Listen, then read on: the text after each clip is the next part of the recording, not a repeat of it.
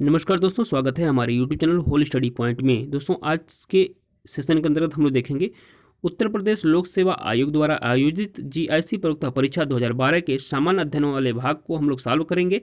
इसके पहले जो है आपको 2015 और 17 के पेपर को वीडियो आपको अपलोड करा दी गई है। यदि आपको उसको नहीं देखा है तो नीचे डिस्क्रिप्शन बॉक्स में लिंक दे दिया जाएगा, वहाँ से आप इस वीडियो को भी देख सकते हैं। दोस्तों, हमारे चैनल के द्वारा जितने भी जीआईसी प्रयोक्ता परीक्षा के एग्ज़ाम्स हुए हैं उस सभी की सॉल्व पेपर की वीडियो अपलोड कराई जा रही है। इसलिए जो है हमारे चैनल को सब्सक्राइब कर लें, और जितने भी आपको जीआईसी प्रयोक्ता परीक्षा के मटेरियल्स हैं और पीडीएफ फार्म भी आपको प्रोवाइड कराए जाएंगे। हमारे टेलीग्राम चैनल को आप जो है ज्वाइन कर सकते हैं। फेसबुक पेज को भी आप लाइक और ज्वाइन करके वहाँ पे भी आपके इससे संबंधित जितने भी इंफॉर्मेशन है और पीडीएफ है आपको मिलती रहेगी। तो सबके लिंक आपको डिस्क्रिप्शन बॉक्स में दे दिए जाएंगे, वहाँ से भी आप हमको ज्वाइन कर सकते हैं। ठीक है, तो आइए दोस्तों सेशन को स्टार्ट करते हैं। देखते हैं आज के सेशन के अंतर्गत, जैसा कि हमने बताया कि जीआईसी प्रयोक्ता परीक्षा 2012 के सामान्य अध्ययन वाले भाग को हम लोग अध्ययन सॉल्व करेंगे और देखेंगे कि क्वेश्चन कहाँ कहाँ से पुटअप किया गया है। तो देखते हैं पहला प्रश्न क्या पूछा गया था दोस्तों कि निम्नलिखित राज्यों में से किस राज्य ने सर्वप्रथम पंचायती राज आरंभ किया था। तो इसका सही उत्तर है विकल्प आपका बी, राजस्थान। पंचायती राज व्यवस्था का आरंभ जो है सर्वप्रथम भारत के प्रथम प्रधानमंत्री पंडित जवाहरलाल नेहरू के नेतृत्व में जो है राजस्थान राज्य के नागौर जिले के बगदरी गांव में जो है 2 अक्टूबर, डेट याद रखेंगे, 2 अक्टूबर 1959 को प्रारंभ किया गया था। नेक्स्ट क्वेश्चन पूछा गया था, क्या देखते हैं। भारत में न्यायिक सक्रियता संबंधित है, तो न्यायिक सक्रियता का संबंध किससे है। तो इसका सही विकल्प आपका जो है डी हो जाएगा, जनहित याचिका से। दोस्तों, यदि हम बात करें न्यायिक सक्रियता की, तो भारत में न्यायिक सक्रियता का संबंध जो है जनहित याचिका से है। और न्यायिक सक्रियता इस बात को जो है संदर्भित करती है कि न्यायिक शक्ति का उपयोग जो है मुखर और लागू होने से क्या इसके लाभ बड़े पैमाने पर और सामान्य लोगों और समाज को मिल रहा है कि नहीं, इसकी समीक्षा जो है जनहित याचिका के माध्यम से करी जाती है। नेक्स्ट क्वेश्चन देखेंगे। पूछा गया था कि संविधान में मौलिक कर्तव्यों को शामिल किया गया किसकी सिफारिश पर। तो विकल्प आपका ए सही उत्तर हो जाएगा, स्वर्ण सिंह समिति की सिफारिश पर जो है संविधान में मौलिक कर्तव्यों को शामिल किया गया है। दोस्तों, मौलिक कर्तव्यों की बात करें तो इसकी संख्या जो है 10 है, और स्वर्ण सिंह समिति ने जो है आपको सिफारिश की थी 8 मौलिक कर्तव्यों की। जो है भारत की संसद ने 2 मौलिक कर्तव्यों को जोड़ करके 42वें संविधान संशोधन, याद रखेंगे 42वें संविधान संशोधन जो कि 1976 में हुआ था, यह जो है 2 मौलिक कर्तव्यों को जोड़ करके इसकी संख्या 10 कर दी गई। ठीक है, और यदि हम यहाँ पे क्वेश्चन पूछा जाता है कि मौलिक कर्तव्यों की संख्या कितनी है, 11। तो दोस्तों 11वां जो मौलिक कर्तव्य है वह जोड़ा गया था 86वें, याद रखेंगे 86वें संविधान संशोधन जो कि सन 2002 में हुआ था। 86वें संविधान संशोधन के द्वारा जो है इस 11वें मौलिक कर्तव्य को जोड़ा गया था। ठीक है, तो यहाँ पे मौलिक कर्तव्यों की संख्या 11 हो जाएगी। नेक्स्ट क्वेश्चन देखेंगे। निम्नलिखित में से कौन सा सहभागी लोकतंत्र की सही विशेषता नहीं है। परिवर्तन की लोकतांत्रिक प्रक्रिया, शक्तियों का विकेंद्रीकरण, शक्तियों का केंद्रीकरण, और डी दिया गया है उत्तरदायित्व एवं जवाबदेही। तो दोस्तों पूछा जा रहा है सहभागी लोकतंत्र की सही विशेषता नहीं है, तो विकल्प आपका सी सही उत्तर हो जाएगा, शक्तियों का केंद्रीकरण जो है यह सहभागी लोकतंत्र की सही विशेषता को प्रस्तुत नहीं करता है। ठीक है, नेक्स्ट क्वेश्चन देखेंगे। क्वेश्चन नंबर 5 क्या पूछा गया था। सूची प्रथम को सूची द्वितीय से सुमिलित कीजिए तथा नीचे दिए गए कूट से सही उत्तर चुनिए। देखिए सूची प्रथम में झीलें दी गई हैं और सूची द्वितीय में भारत के राज्य दिए गए हैं। तो दोस्तों सला जो है, सला झील का संबंध जो है आपका अरुणाचल प्रदेश से है, हेपलांग झील का संबंध जो है असम से है, और लोनार झील आपकी पड़ती है महाराष्ट्र राज्य में, और तलवारा झील पड़ती है राजस्थान में। इस तरह से यदि हम विकल्प की बात करें तो विकल्प आपका जो है सी सही उत्तर हो जाएगा। ठीक है, नेक्स्ट क्वेश्चन देखेंगे। क्वेश्चन नंबर 6 क्या पूछा गया था कि फरक्का के बाद गंगा नदी की प्रमुख धारा का नाम जाना जाता है। तो इसका सही उत्तर है दोस्तों पद्मा के नाम से। अब यहाँ पे मैं आपको रुकना चाहूंगा। देखो फरक्का एक परियोजना है जो कि पश्चिम बंगाल के मुर्शिदाबाद जिले में स्थित है, और फरक्का के जो बांध परियोजना है यहाँ से जो है गंगा नदी 2 भागों में बढ़ जाती है, जो एक तरफ पश्चिम बंगाल की तरफ जाती है और दूसरा जो है आपकी जाती है कोलकाता की साइड में, यानी पश्चिम बंगाल की तरफ। यहाँ पे जो है दोस्तों, कोलकाता की जो है आपका हुगली नदी पर स्थित है, तो यहाँ पे जो है गंगा को हुगली के नाम से जाना जाता है। और यही जो है जो यहाँ पे आपका, सॉरी दोस्तों, यहाँ पे जो बांग्लादेश में जब प्रवेश करती है तो बांग्लादेश में जो है यह पद्मा के नाम से जानी जाती है। आई होप आपको इस यहाँ पे क्वेश्चन समझ में आ गया होगा। फरक्का के बाद जो है गंगा नदी दो भागों में विभक्त हो जाती है, जो बांग्लादेश में इसको पद्मा के नाम से और कलकत्ता में इसको हुगली के नाम से जाना जाता है। ठीक है, नेक्स्ट क्वेश्चन देखेंगे। क्वेश्चन नंबर 7 क्या है? भारत में कन्याकुमारी की अवस्थिति है भूमध्य रेखा के दक्षिण में, कर्क रेखा के उत्तर में, और सी है मकर रेखा के दक्षिण में, और डी दिया गया है भूमध्य रेखा के उत्तर में। तो दोस्तों इसका जो सही उत्तर है विकल्प आपका डी सही उत्तर है।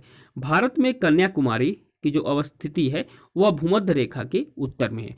कन्याकुमारी आपका कहाँ पड़ता है? तमिलनाडु राज्य में पड़ता है कन्याकुमारी। ठीक है, नेक्स्ट क्वेश्चन देखेंगे। क्वेश्चन नंबर 8 क्या पूछा गया था कि निम्नलिखित नहरों में कौन अटलांटिक और प्रशांत महासागरों को जोड़ती है? तो दोस्तों जो आपका अटलांटिक और प्रशांत महासागर को जोड़ने वाली नहर है वह है स्वेज नहर। स्वेज नहर जो है अटलांटिक और प्रशांत महासागरों को जोड़ती है। अब विकल्प हम बी की बात करें, पनामा नहर। पनामा नहर दोस्तों लाल सागर और भूमध्य सागर को जोड़ती है। कील नहर जो है आपका उत्तरी सागर और बाल्टिक सागर को जोड़ने वाली नहर है कील नहर। ठीक है, नेक्स्ट देखेंगे। नेक्स्ट क्वेश्चन क्या पूछा गया था? निम्नलिखित में से कौन सही सुमेलित नहीं है? एक तरफ जलप्रपात दिया गया है और दूसरी तरफ उसकी अवस्थिति दी गई है। केटूर प्रपात ब्राजील में, दोस्तों यह सुमेलित नहीं है, क्योंकि केटूर प्रपात जो है आपका पड़ता है गुयाना में। और यहाँ पे देखते हैं विकल्प बी, जोहान्सबर्ग प्रपात आपका संयुक्त राज्य में पड़ता है। चेम्बरलेन प्रपात आपका न्यूजीलैंड में पड़ता है। गोक्टा प्रपात जो है आपका पेरू में पड़ता है। तो ये आपके तीनों जो है सही सुमेलित थे, जबकि केटूर आपका ब्राजील नहीं है, गुयाना है। ठीक है, नेक्स्ट क्वेश्चन देखेंगे। नवाडा के संबंध में निम्नलिखित कथनों पर विचार कीजिए। तो दोस्तों नवाडा का जो पहला कथन दिया गया है इसकी स्थापना 1982 में हुई थी, तो यह आपका सही है, क्योंकि जो है नवाडा की स्थापना जो है 12 जुलाई 1982 को हुई थी। तो यह कथन आपका सही है। यह आरबीआई का सहायक नहीं है, यह भी कथन आपका बिल्कुल सत्य है, क्योंकि यह एक आरबीआई का सहायक नहीं है। और तीसरा दिया गया था कथन, प्रोजेक्ट के लिए धन विश्व बैंक तथा आरडीआई से भी आता है, तो यह कथन भी आपका पूरी तरह से सही है। तो यदि हम बात करेंगे, यहाँ पे कथन दे दिया गया है, तो देखिए कथन में जो है आपका डी राइट आंसर हो जाएगा। यहाँ पे मैं रुकने का प्रयास करूंगा दोस्तों। जो नवाडा है, कभी कभी एग्जाम में पूछ लिया जाता है कि नबार्ड का फुल फॉर्म क्या होता है। तो दोस्तों नबार्ड का फुल फॉर्म होता है national bank for agriculture and rural development. Next question देखेंगे, क्वेश्चन नंबर 11 देखिए, दिया गया है कि भारत में निम्नलिखित राज्यों में से कौन सा राज्य खुली सिगरेट की बिक्री पर प्रतिबंध लगाने वाला प्रथम राज्य बना। इसका सही उत्तर है पंजाब। पंजाब राज्य जो है खुली सिगरेट की बिक्री पर पूर्ण रूप से प्रतिबंध लगाने वाला देश का प्रथम राज्य बन गया है। ठीक है, यह करंट का क्वेश्चन था उस समय। नेक्स्ट क्वेश्चन देखेंगे, भारत के संदर्भ में निम्नलिखित युग्मों में से कौन सा युग्म सही सुमेलित नहीं है। उच्च शक्ति मुद्रा आरबीआई, निजीकरण नई आर्थिक नीति, गरीबी आकलन कैलोरी ग्राह्यता, हरित क्रांति जैविक उर्वरक के लिए प्रोत्साहन। तो दोस्तों आपका विकल्प जो है डी सुमेलित नहीं है। यदि हम हरित क्रांति की बात करें तो हरित क्रांति जो है कृषि क्षेत्रों में खाद्यान्नों की अधिक उपज देने के लिए चलाई गई क्रांति थी, तो यह संबंधित है खाद्यान्न की उपज से। यदि हम बात करेंगे दोस्तों जैविक उर्वरक के लिए प्रोत्साहन की, तो जैविक उर्वरकों के प्रोत्साहन के लिए जो है भूरी क्रांति चलाई गई थी, तो इसका संबंध जो है भूरी क्रांति से है, और हरित क्रांति का संबंध जो है खाद्य उत्पादन से है। ठीक है, नेक्स्ट क्वेश्चन देखेंगे। नेक्स्ट क्वेश्चन क्या पूछा गया था कि महात्मा गांधी ने सत्याग्रह शस्त्र का उपयोग सर्वप्रथम कहाँ किया था। चंपारण, बारदौली, दक्षिण अफ्रीका, और डी दिया गया है दांडी। तो दोस्तों जो महात्मा गांधी जी ने सत्याग्रह शस्त्र का सर्वप्रथम प्रयोग किया था दक्षिण अफ्रीका में। यदि यहाँ पे क्वेश्चन पर पूछा जाता कि भारत में इसका प्रयोग कहाँ हुआ था, तो भारत में इसका प्रयोग हुआ था चंपारण में। चंपारण में जो है सन 1917 में राजकुमार शुक्ल के निमंत्रण पर जो है गांधी जी ने चंपारण में सत्याग्रह का सर्वप्रथम प्रयोग किया था किसानों के हितों में। ठीक है, तो किसानों के हितों को ध्यान में रखते हुए आंदोलन किया गया था भारत में चंपारण में, जो कि निमंत्रित किया था किसने, निमंत्रण दिया था राजकुमार शुक्ल जी ने। नेक्स्ट क्वेश्चन देखेंगे, हाल ही में निम्नलिखित में से किस संगठन ने एक विद्यार्थी एक पेड़ अभियान शुरू किया? तो उस टाइम का यह करंट अफेयर्स है, तो इसका सही उत्तर हो जाएगा यूजीसी, यूनिवर्सिटी ग्रांट कमीशन ने जो है इसकी शुरुआत की थी। ठीक है, इस अभियान की शुरुआत की थी यूजीसी ने, एक विद्यार्थी एक पेड़ की। नेक्स्ट क्वेश्चन देखेंगे, क्वेश्चन पूछा गया था, यह भी करंट का क्वेश्चन पूछा गया था, खिलाड़ी जो है द्रोणवल्ली हरिका का संबंध किससे है? टेनिस से, बैडमिंटन से, क्रिकेट से और डी है शतरंज से। तो इसका सही उत्तर है विकल्प आपका डी, शतरंज से संबंधित थी द्रोणवल्ली हरिका, जो कि 2012, 2015, 2017 में महिला विश्व शतरंज चैंपियनशिप में तीनों बार इन्होंने कांस्य पदक जीते थे और इन्हें अर्जुन अवार्ड से भी नवाजा जा चुका है द्रोणवल्ली हरिका को। तो इसका संबंध जो है इनका जो है शतरंज से है। ठीक है, नेक्स्ट क्वेश्चन देखेंगे, निम्नलिखित में से किसने हार्नविल महोत्सव का उद्घाटन दिसंबर 2014 में किया था? तो इसका सही उत्तर हो जाएगा दोस्तों, दिसंबर 2014 में हार्नविल महोत्सव का उद्घाटन किया था नरेंद्र मोदी जी ने। ठीक है, और हार्नविल महोत्सव का संबंध जो है आपका नागालैंड राज्य से स्थित है। सॉरी दोस्तों, नागालैंड राज्य से संबंधित है हार्नविल महोत्सव। और नागालैंड के जो वर्तमान सीएम कौन है? नेफ्यू रियो। कौन है दोस्तों? नेफ्यू रियो नागालैंड के वर्तमान में सॉरी दोस्तों, सीएम है, चीफ मिनिस्टर है। और वहाँ के यदि राज्यपाल की बात करें तो राज्यपाल वहाँ के वर्तमान में आर्यन राव हैं। कौन है? आर्यन राव। मैं इसलिए बता रहा हूँ क्योंकि जो ये आपके पूर्वी राज्य हैं वहाँ से क्वेश्चन पूछ लिया जाता है कि नागालैंड के सीएम का नाम बताइए, राज्यपाल का नाम बताइए, जो कि मैक्सिमम लोगों को पता नहीं रहता है।